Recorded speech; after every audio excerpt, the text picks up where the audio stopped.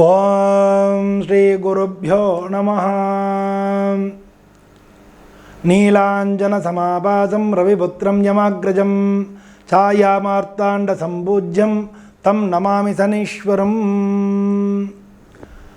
அன்பார்ந்த பாமணி ஜோதிடம் சேனலுக்கு நண்பர்கள் அனைவரையும் அன்புடன் வரவேற்கிறேன்.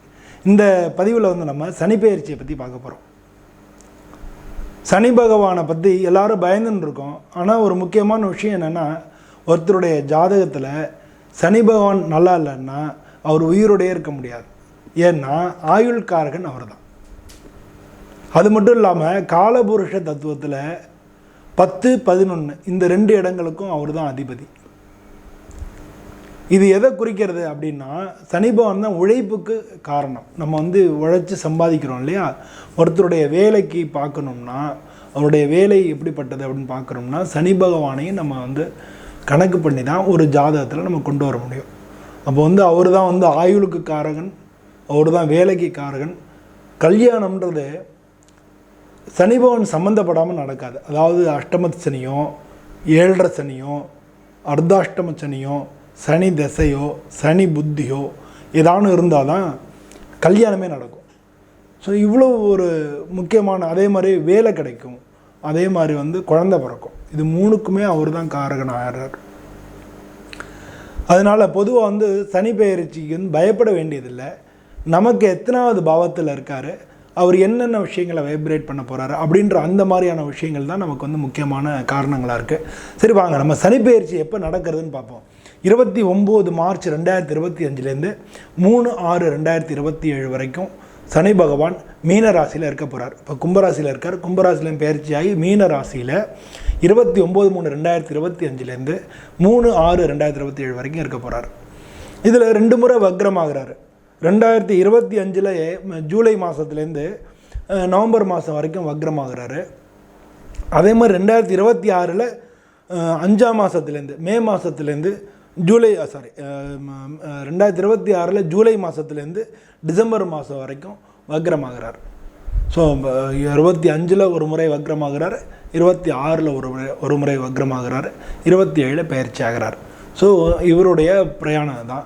இதை வச்சு நம்மளுடைய இவர் எந்தெந்த நட்சத்திரங்களை பயணிக்க போகிறார் அப்படின்னா, இவர் பொதுவாக பூரட்டாதி, உத்திரட்டாதி, ரேவதி இந்த 3 நட்சத்திரங்களையும் பயணிக்க போகிறார்.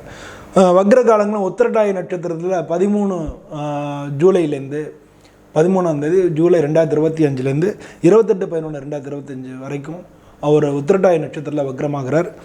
ரேவதி நட்சத்திரத்தில் ஜூலை 2026 டிசம்பர் 2026 வரைக்கும் வக்ரமாகிறார். So okay, right. இதெல்லாம் ஜென்ரலாக தெரிஞ்சுக்கிறதுக்காக சொன்னோம். நம்ம வாங்க இந்த பதிவில் போய் சனி பெயர்ச்சி ஒவ்வொரு ராசிக்கும் எந்த விதமான பலன்களை கொடுக்க போகிறதுன்னு சொல்லி பார்க்க போகிறோம். வாங்க நம்ம சேனல்களில் போகலாம். அன்புள்ளம் கொண்ட சிம்மராசி அன்பர்கள் அனைவருக்கும் எனது பணிவான வணக்கங்கள். நம்ம இந்த பதிவில் நம்ம சிம்ம ராசிக்கு இந்த சனி பெயர்ச்சி எப்படி இருக்குது அப்படின்னு பார்க்க போகிறோம். சனி பெயர்ச்சி காலங்கள்லாம் முன்னாலே நம்ம சொல்லியிருக்கோம். இந்த காலகட்டத்தில் இது வரைக்கும் கண்டகச்சனியாக உங்களை பார்த்துட்டு இருந்த சனி பகவான் இப்போ அஷ்டமத்து போகிறார், அஷ்டம சனியாக போகிறார். அஷ்டம சனி ஒரு சில பேருக்கு நல்லது பண்ணும். அதில் முக்கியமான ராசி சிம்ம ராசி. ஏன்னா 8ஆம் இடம்ன்றது மறைவு ஸ்தானம். இப்போ சிம்ம ராசியில் இருக்கக்கூடிய உங்கள் ராசி அதிபதி சூரியனுக்கும் சனி பகவானுக்கும் ஆகாது. அதனால் கடந்த 2.5 வருஷங்கள் பல கஷ்டங்கள், பல ஏமாற்றங்கள், பல இழப்புகள் இதெல்லாத்தையும் சந்திச்சிங்க. அதுவும் மக நட்சத்திரக்காரங்க ரொம்ப அனுபவிச்சிருப்பாங்க.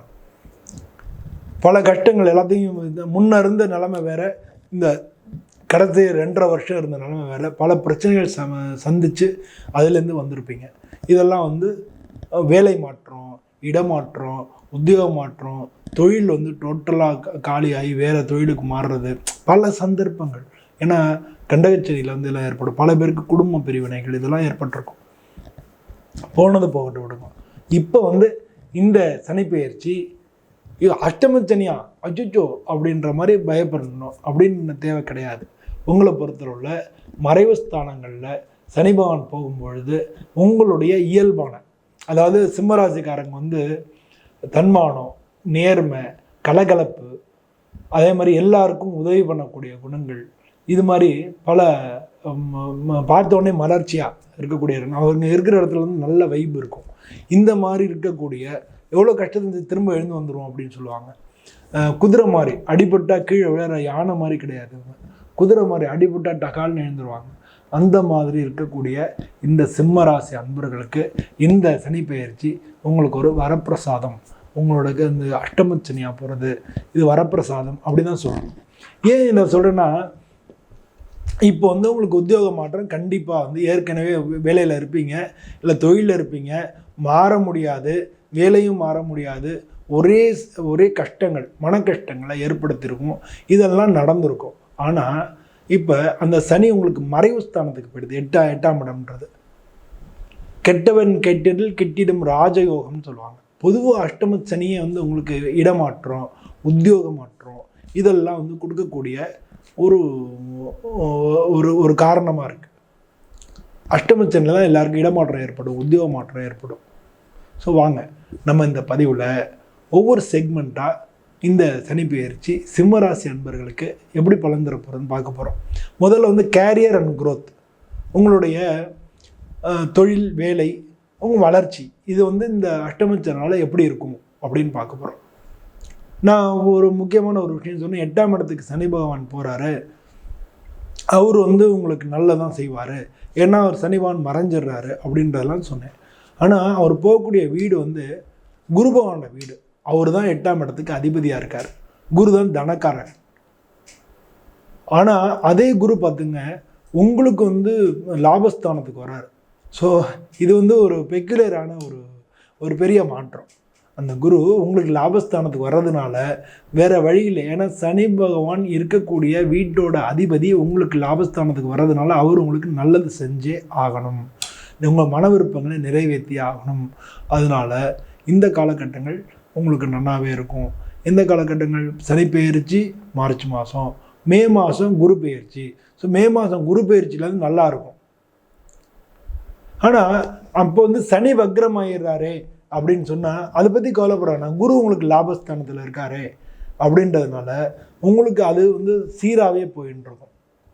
ஏன்னா சனி பகவான் உங்கள் ராசியை பொறுத்தளவில் 6, 7க்கு அதிபதி, 6ஆம் இடத்துக்கும் 7ஆம் இடத்துக்கும் அதிபதி அப்படின்றதுனால உங்கள் உடல்நிலை கோளாறுகள் அதெல்லாம் மறைஞ்சு உற்சாகமாக இருப்பீங்க.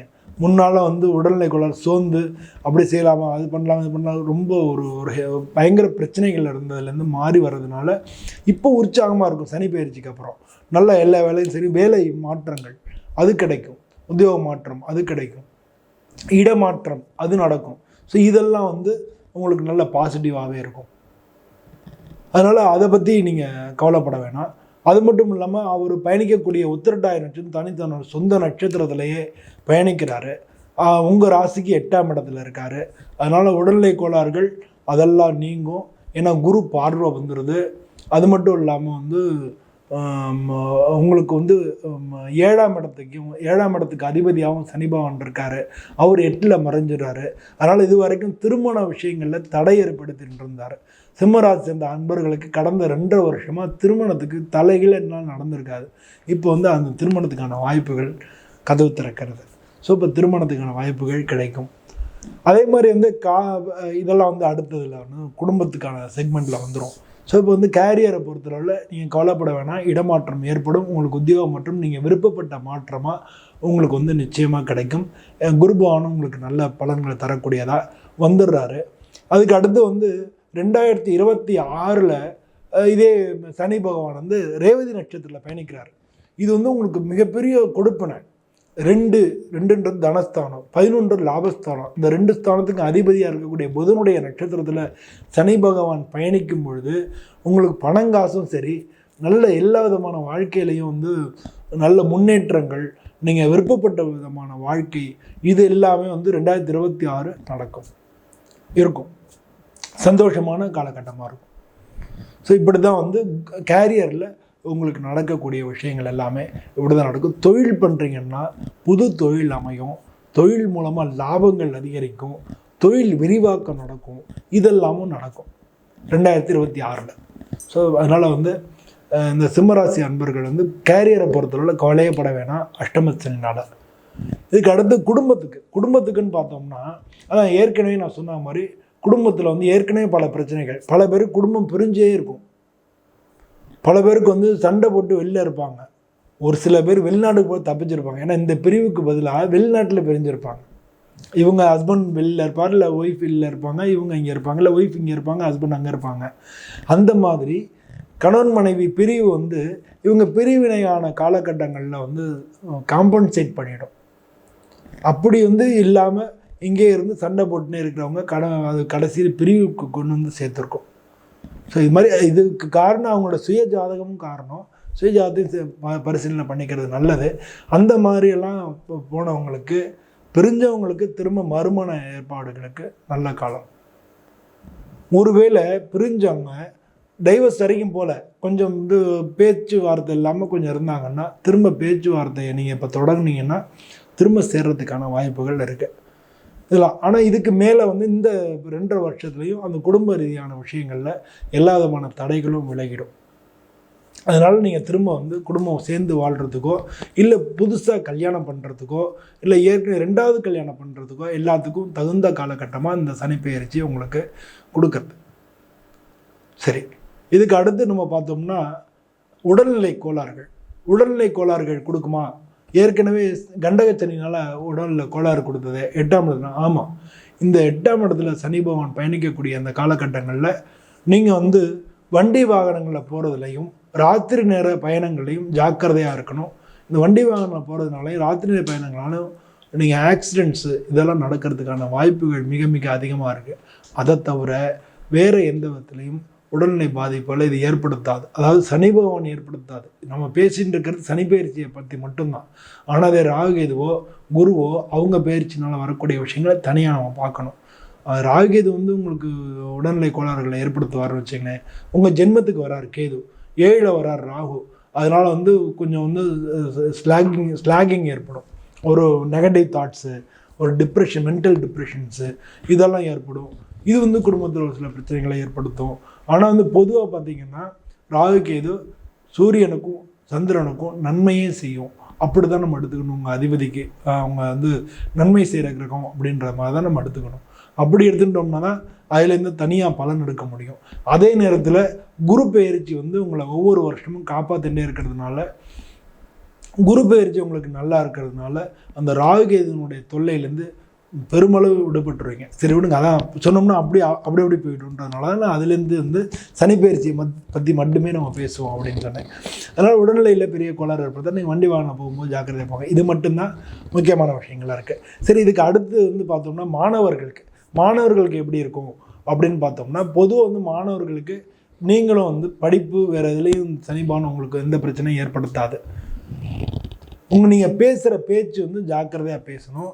இல்லாட்டினா நண்பர்களுக்குள்ளே சண்டை, இல்லை வாத்தியார் கோச்சிக்கிறது, உங்கள் டீச்சர்ஸ் கோச்சிக்கிறது, இந்த மாதிரியான விஷயங்கள் ஏற்படுறதுக்கு வாய்ப்புகள் நிறையா இருக்குது. ஆனால் வாக்குஸ்தானத்துக்கு வந்து சனிபகவான் பார்க்குறாரு. அதனால் வாக்கில் மட்டும் நீங்கள் ஜாக்கிரதையாக இருங்க. படிக்கிறதுக்கு கவனமாக படிங்க. படிக்கிற நேரத்தில் வேறு எதுக்கும் இடம் கொடுக்காதீங்க. இடம் கொடுத்தீங்கன்னா திரும்ப படிப்பை தள்ளி போடுற மாதிரி ஆகிடும். அதனால் வந்து படிக்கிற குழந்தைங்க ராத்திரி நேரத்தில் பயணம் பண்ணுறதை ஜாக்கிரதையாக பண்ணுங்கள். சிம்ம ராசியை சேர்ந்த மாணவ செல்வங்கள். இதான் குடும்ப பெண்களுக்கு அப்படின்னு பார்த்தோம்னா, அஷ்டமத்தில் வரக்கூடிய சனி பகவானால உங்களுடைய கணவருக்கு, உங்கள் ஜாதகப்படி பார்த்துக்கணும், கணவருக்கு வந்து உயிர் பயம் ஏற்படுத்தக்கூடிய விஷயங்கள் ஏதாவது நடக்கலாம் சிம்மராசி அந்த பெண்களுக்கு. இல்லை வந்து கணவன் மனைவி கருத்து வேறுபாடு, பிரிவினைகள், டைவோர்ஸ் கிடைச்சிடலாம். ஸோ இந்த மாதிரியான விஷயங்கள் தான் பெண்களுக்கு ஏற்படும். உடல் ரீதியான கோளாறுகள் அது வந்து எப்போவுமே உங்களுக்கு இருக்கும். அது மட்டும் இல்லாமல் ஜென்ம கேது வர்றதுனால உங்களுக்கு உடல்நிலை கோளாறுகள், அதுவும் வயிறு சம்மந்தப்பட்ட இடங்களில் கோளாறுகள், அது மட்டும் இல்லாமல் சுரப்பிகள்னால வரக்கூடிய கோளாறுகள், இது மாதிரியான கோளாறுகள் உங்களுக்கு வரதுக்கான வாய்ப்புகள் நிறையா இருக்குது. அதனால் சிம்மராசி இருந்த அன்பர்கள் வந்து அவங்களுக்கு எந்த உடல்நிலை கோளாறுனாலும் நீங்கள் உடனே, அதுவும் பெண்கள் குறிப்பாக நான் சொல்ல வந்து இந்த பெண்களுக்காக எந்த விதமான பிரச்சனைகளாக இருந்தாலும் நீங்கள் உடனே டாக்டர்கிட்ட காமிச்சு சரி பண்ணிக்கிறது ரொம்ப ரொம்ப நல்லது. பொதுவாக இந்த சனிப்பெயர்ச்சி சிம்மராசி அன்பர்களுக்கு வந்து நீங்கள் எந்த சுவாமியை வேணும்னா இதுலேருந்து வெளில வரலாம் அப்படின்றத நம்ம பார்க்க போகும்பொழுது, சனிபகவான் இருக்கிறது குரு, உங்களுக்கு 8ஆம் வீட்டுக்கு அதிபதி, உங்கள் ராசிக்கு அதிபதி சிவன். அதனால் நீங்கள் வந்து கண்டிப்பாக இந்த 2.5 வருஷமும் ஒரு பிரதோஷம் கூட விடாமல் சிவன் கோயிலில் போய் ஒரு பிரதோஷம் நீங்கள் வணங்கிட்டே வாங்க. எந்த தொந்தரவும் உங்களுக்கு இருக்காது. பிரதோஷத்தை மறந்துடாதீங்க. நான் போன தரம் வந்து ஆஞ்சநேயரை நான் சொன்னேன். இந்த ட்ரிப் வந்து பிரதோஷத்தை விட்டுறாதீங்க. எப்போ ஒவ்வொரு பிரதோஷமும் கண்டிப்பாக போய் ஒரு அந்த டயத்தில் போய் கோயிலில் நின்றுங்க. ஒருவேளை இல்லாட்டினாலும் அதுக்கப்புறமான போய் நின்றுங்க.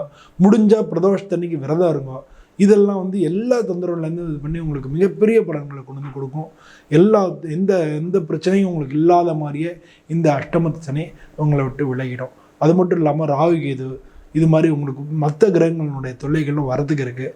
ஆனால் பிரதோஷத்துக்கு போய் நீங்கள் வணங்குறது உங்களுக்கு நல்ல பலன்களை கொடுக்கும். சிம்மராசி அன்பர்களுக்கு இந்த சனிப்பெயர்ச்சி எல்லா விதமான நல்ல பலன்களையும் கொடுக்கணும்னு சொல்லி நானும் பிரார்த்தனை பண்ணிட்டு உங்கள்கிட்ட விடைபெறுகிறேன். நன்றி, வணக்கம்.